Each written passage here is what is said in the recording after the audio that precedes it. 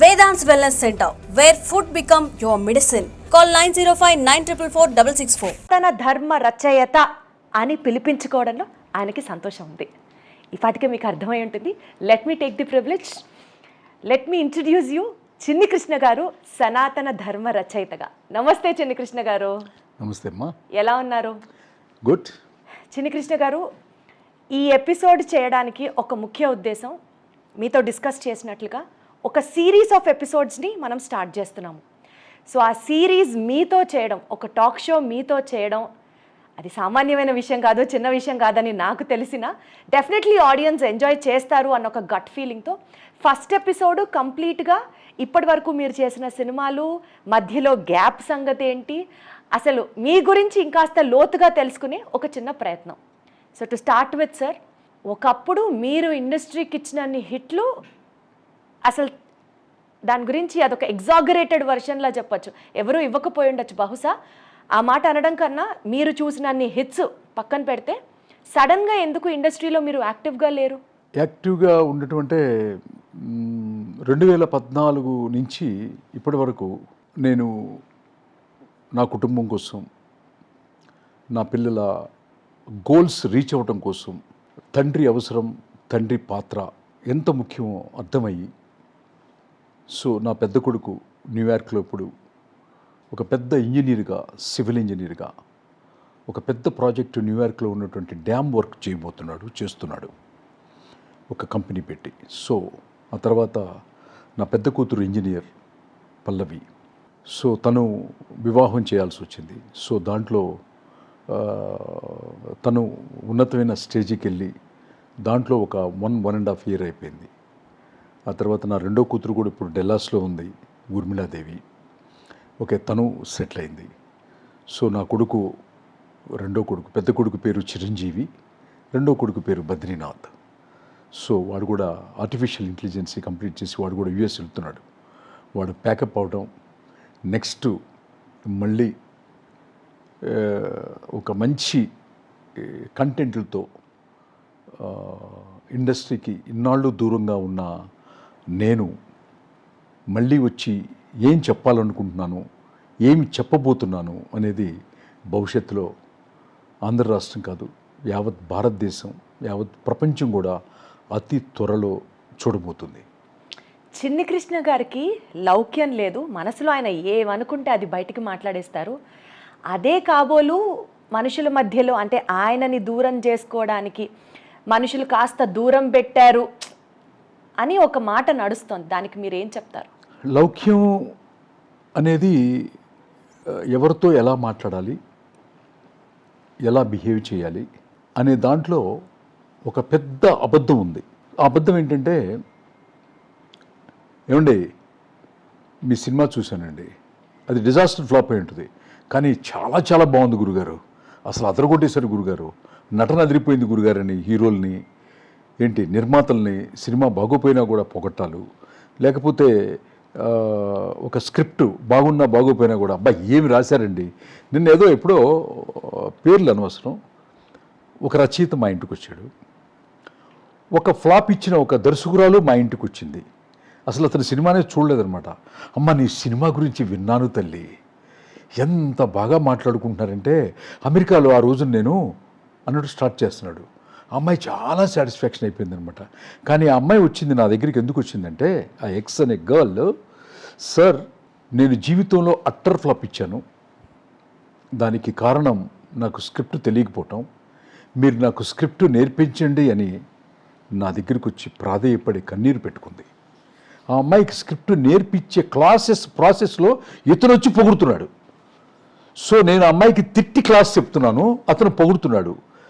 ఇప్పుడు అట్లాంటి లౌక్యం భగవద్గీతలో చెప్పిన అన్నిటికంటే నా తల్లి జీవితంలో చచ్చిపోయేంత వరకు కూడా అబద్ధం మాత్రం ఆడొద్దు అని చెప్పింది. సో అబద్ధం ఆడకపోవటమే లౌక్యం లేదు అనుకుంటే, నేనుంటేనే సినిమా హిట్లు అవుతాయి అని కాదు కదా. నేను పని చేయకపోయినా కూడా నేను ఆ సంస్థల్లో పనిచేసి మళ్ళీ తర్వాత కూడా చాలా పెద్ద పెద్ద హిట్లు వచ్చాయి, ఇండస్ట్రీ చాలా హ్యాపీగాను ఉందన్నమాట. అబద్ధం ఆడబోను అన్నది నా క్యారెక్టర్. అద్భుతం, దట్స్ ఆల్. అద్భుతం. ఇంద్రా సినిమా మీదే, దానికంటే ముందు రిలీజ్ అయిన నరసింహనాయుడు కథ మీదే. నరసింహనాయుడు కథ చూసిన తర్వాత ఆ సినిమాని జనాలు యాక్సెప్ట్ చేశారు, block buster hit, super duper hit. Cut చేస్తే ఇంద్రా సినిమా. ఈ రెండు సినిమాలు సీన్ టు సీన్ కంపేర్ చేస్తే చిన్నకృష్ణ గారు ఒకటేలా ఉంది కదా అని అనిపిస్తే, ఇంద్రా సినిమా తీసేటప్పుడు మీకు ఆ భావన కలగలేదా? అనిపిస్తే అన్న దగ్గర ప్రశ్న ఉంది.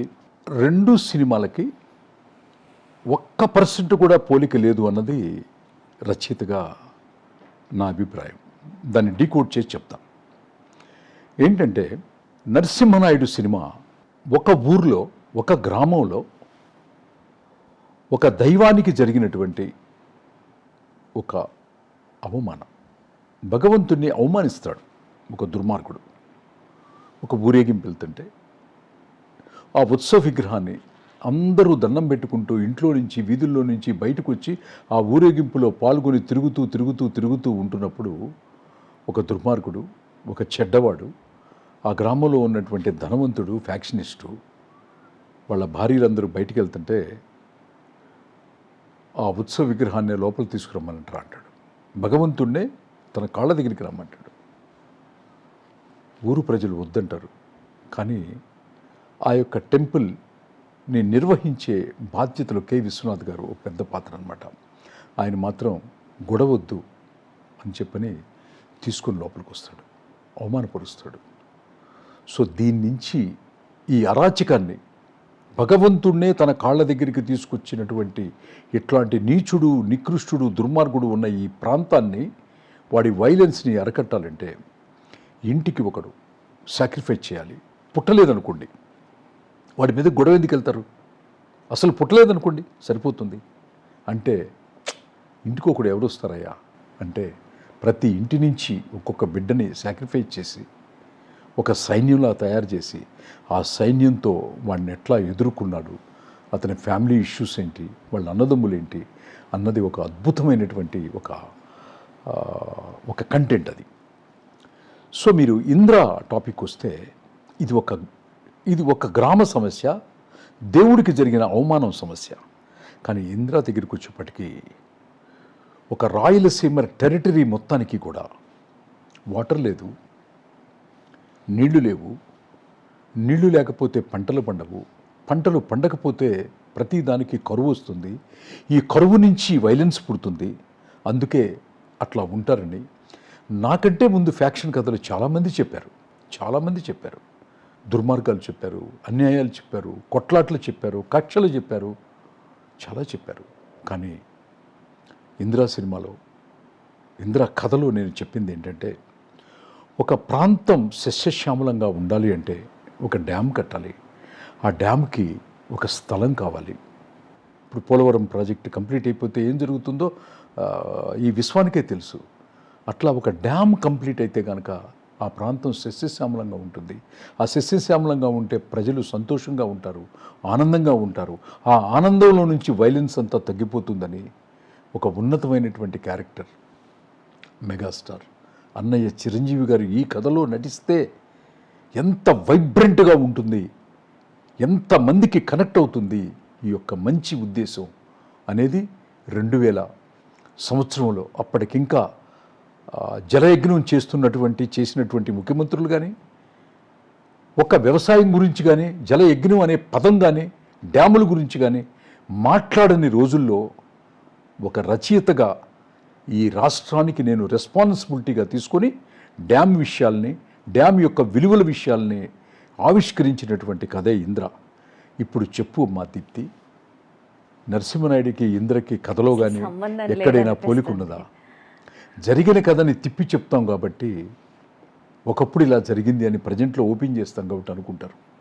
సో అజ్ఞానంతో మాట్లాడే మాటలు కొంతమంది మాట్లాడవచ్చు.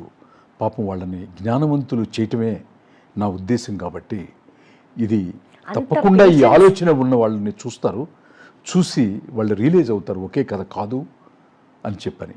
ఎందుకంటే తెలియదు కదా, ప్యాటర్న్ అలా ఉండబట్టి అనుకుంటారు. పాపం వాళ్ళ తప్పు కదా అది. అందుకోసం విడమర్చి చెప్పినప్పుడు వాళ్ళకి నాలెడ్జ్ ఇంప్రూవ్ అవుతుంది.